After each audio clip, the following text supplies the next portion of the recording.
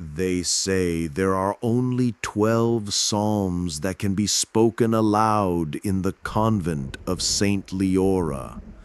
The others, if they ever existed, were burned, sealed, or buried with the mouths that dared to recite them.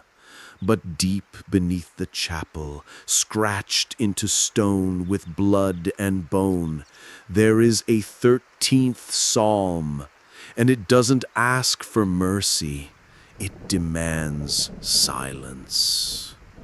Welcome to Convent Nightmares, where prayers echo back twisted, and the sacred is never safe. If your room is dark, let it stay that way. Before we begin, subscribe, like the video, and comment your city and country so she knows where you're listening from. Because this story isn't just heard, it's recited. Her name was Sister Damaris, devout, brilliant, obsessed. She transcribed scriptures with trembling hands and spoke the ancient tongue in her sleep. The other sisters admired her until she stopped copying the Book of Psalms and began writing her own. Words that didn't exist, rhythms that made candles flicker, prayers that left bruises. They took away her quill, locked her in her cell, but still she wrote on walls, on her skin, on the backs of mirrors. And when the Mother Superior asked what she was doing, Damaris smiled and whispered, "I'm finishing what David started." That night, the wind stopped, and the 13th psalm was heard for the first time. Not read, not sung, heard. It began with a shadow behind the words. Sister Damaris was copying Psalm 91 when the ink bled, not from the pen, but from the page itself. Thick, dark, warm. It didn't spread, it pooled. And as she tried to blot it with cloth, letters appeared beneath the stain. Not Hebrew, not Latin, something older. Her lips moved without permission, mouthing words she didn't know, but understood.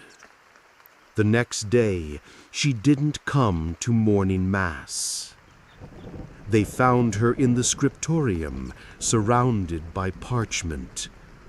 Dozens of pages, all covered in the same strange writing. Her hands were blistered, fingers stiff, as if she hadn't stopped for hours.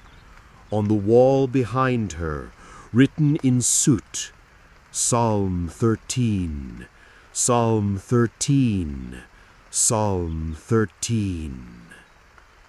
When the Mother Superior asked where she had learned it, Damaris replied, "I listened."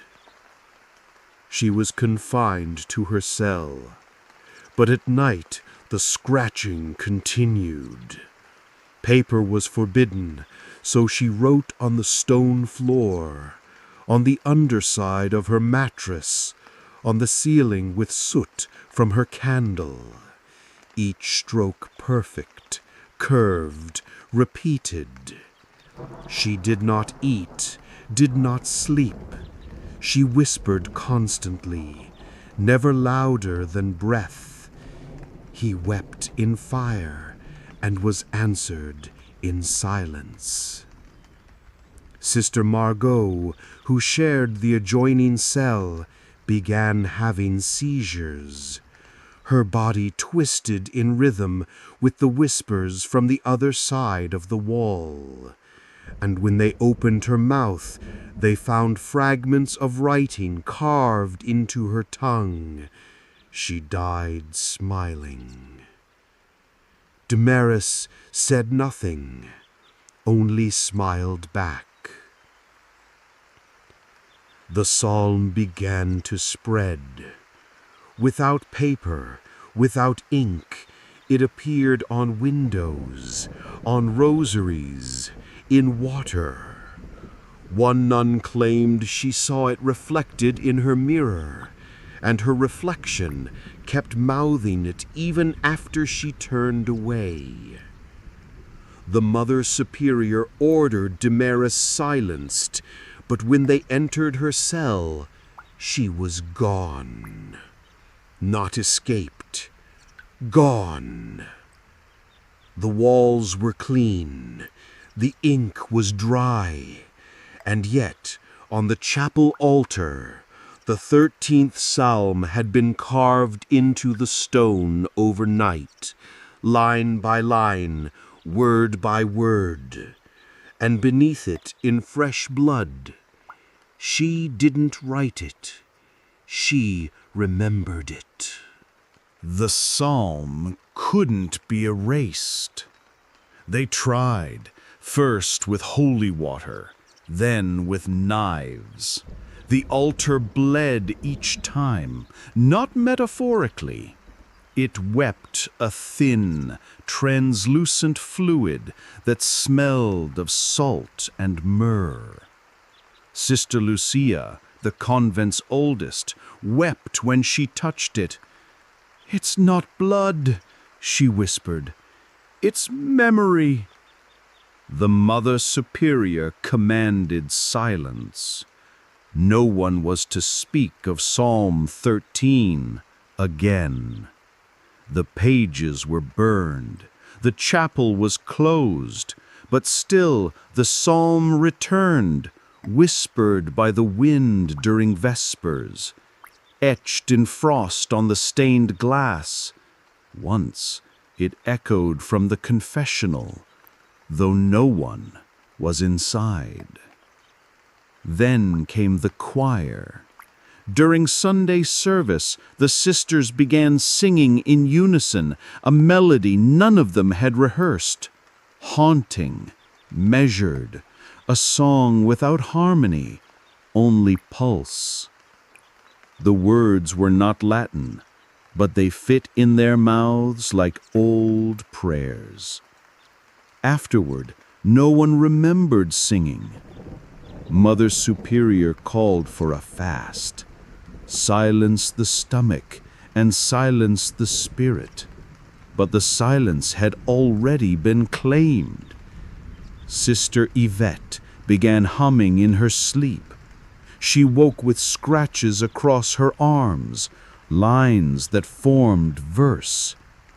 She begged them to cut her open. "It's still inside," she said. "I only wrote the beginning." The bell tower rang at midnight, 13 times.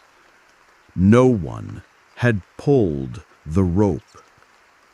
They found Sister Anne dead beneath the bell, kneeling, hands clasped, mouth open.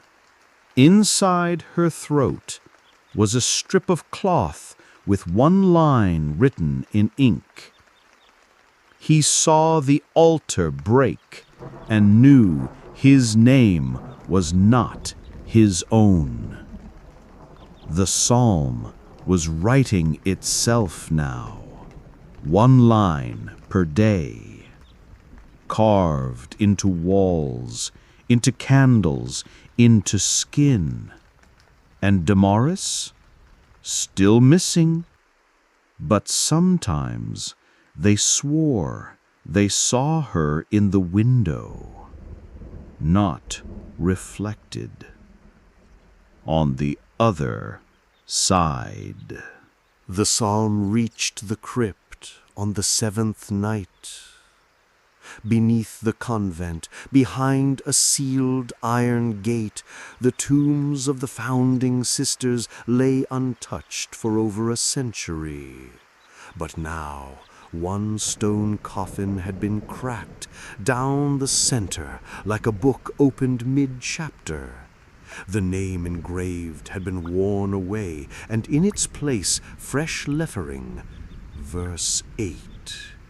No one had carved it, the gate had not been opened, and yet wax footprints lined the floor, leading from the altar above to the crypt's center, as if someone had walked barefoot through candlelight, leaving prints that glowed faintly even in darkness.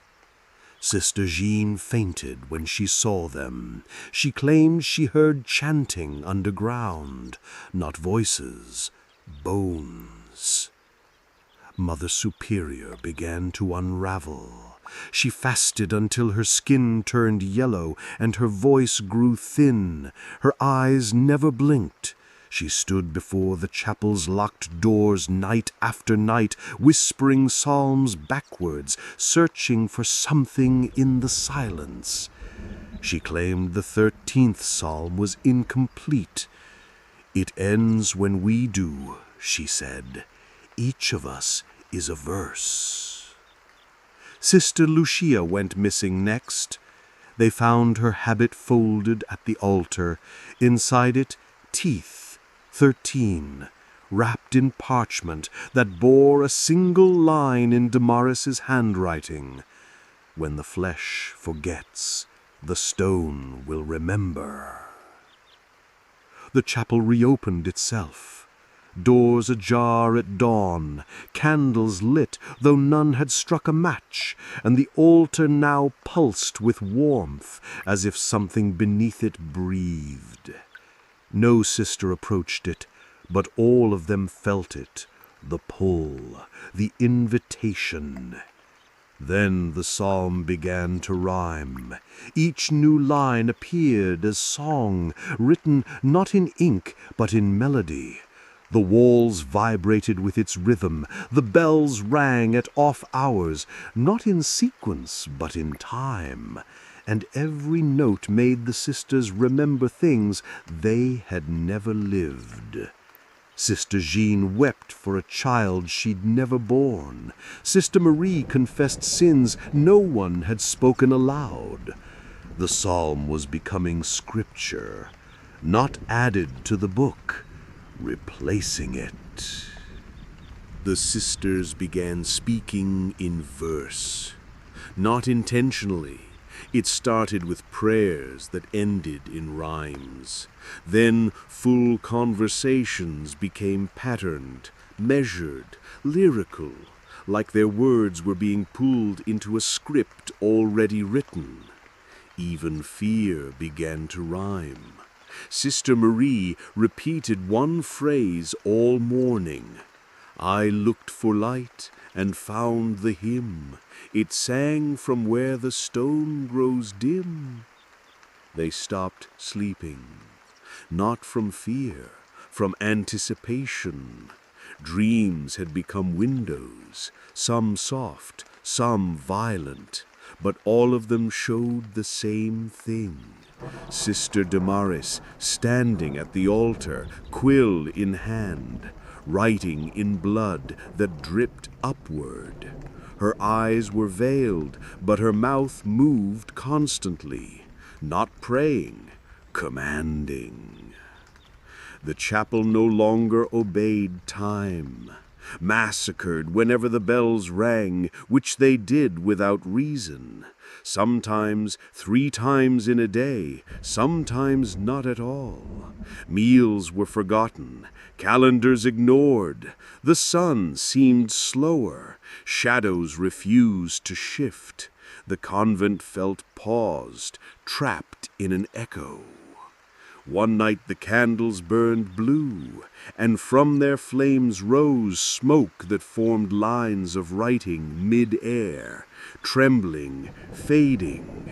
The sisters transcribed as fast as they could, blind to the wax dripping on their skin. One line seared itself into Sister Jean's palm. "He made the breath and broke the tongue. The 13th word was never sung." Jeanne screamed for hours, her skin blistered in the shape of letters, but the others kept writing, kept following, kept filling the pages. The psalm was nearly complete now, and then the quill returned. No one saw who placed it on the altar, but there it sat, black, featherless, glistening as if dipped in oil. Mother Superior approached first. She knelt, placed her hands around it, and wept. She left it for us to finish what we all began. The moment she touched it, the chapel doors slammed shut.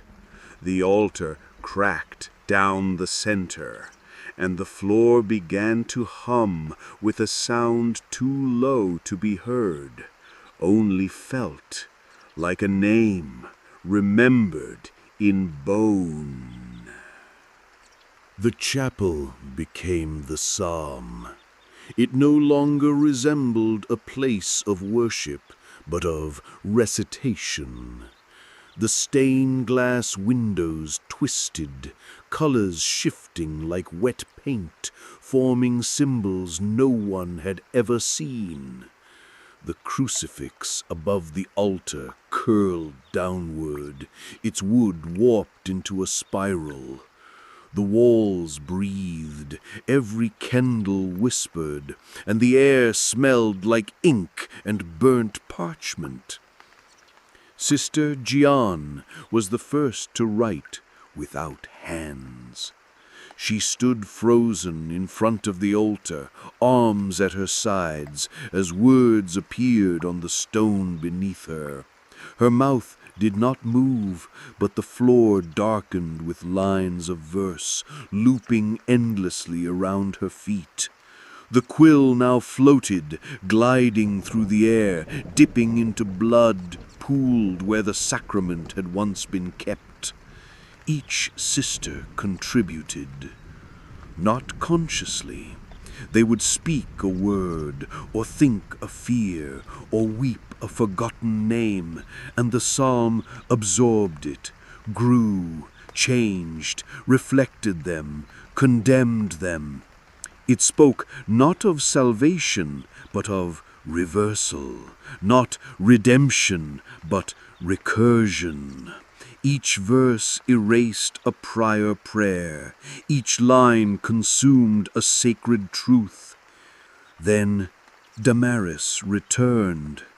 Not through the door, not through the earth. She stepped out from within the altar itself, her body formed of parchment and breath, her eyes ink black, her skin covered in script that crawled. She did not walk, she hovered, and when she opened her mouth, the room dimmed. I didn't write it. You did. The sisters collapsed.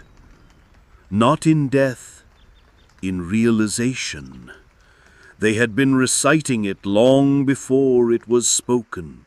Every prayer, every silence, every penance had been the 13th Psalm waiting to be remembered. And now that it was whole, it could be read aloud. Together they chanted, verse after verse.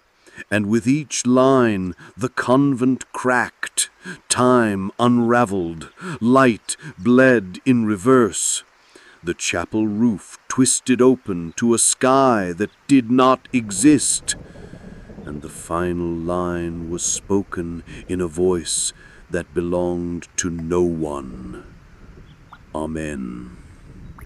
They say no one lives at St. Leora now. No records remain, no mass is held. But sometimes when the wind dies and the sky dims without warning, travelers hear chanting from within the ruined chapel. No melody, no harmony, just verse, echoing across cracked stone and blackened glass, spoken in unison by mouths that no longer exist. Locals seal their windows on the 13th day of every month. Some claim it's superstition. Others claim it's the only way to keep their own words from becoming part of the psalm. And those who dream of Damaris standing in a chapel of bone, writing with a quill made of breath, wake up with verses etched in ash on their walls. This has been another offering from Convent Nightmares. If your voice still belongs to you, leave a like, subscribe, and comment your city and country below so she knows where to send the next verse. And remember, prayers may lift, but psalms stay.